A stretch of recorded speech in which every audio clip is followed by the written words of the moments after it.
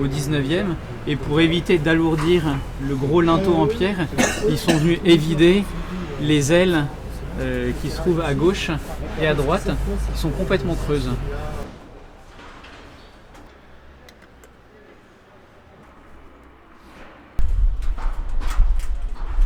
La difficulté a été de conserver, de faire le raccord de teinte entre la partie ancienne et la partie neuve, pour pas que ça choque à l'œil et que visuellement, en fait, d'en bas, qu'il n'y ait pas de différence entre la partie neuve et la partie ancienne.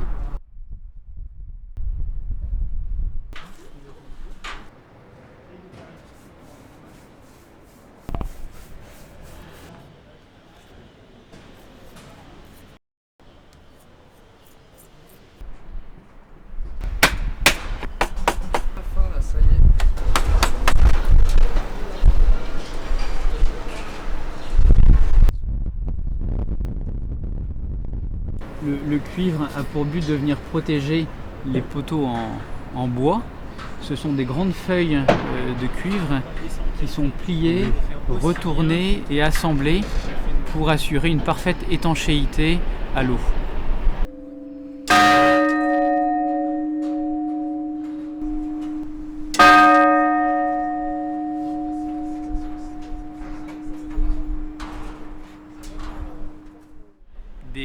Des cas très intéressants rencontrés sur le chantier. Le premier, c'est peut-être les épis de toiture qui viennent couronner les deux clochers. Nous en avons 4. Les textes anciens nous ont appris en phase étude qu'ils étaient initialement dorés à la feuille d'or. Avec l'échafaudage en place, on a pu confirmer cette donnée en retrouvant certaines feuilles derrière certains éléments des épis. Et donc nous les avons naturellement remis en dorure. L'entreprise Chauvet, c'est une entreprise lyonnaise très connue au 19e et spécialisée dans la création des cadrans d'horloge de grande dimension. Date du 17e, qui a été modifiée après la Révolution française. On avait initialement au milieu une fleur de lys qui a été supprimée et remplacée par des volutes inversées.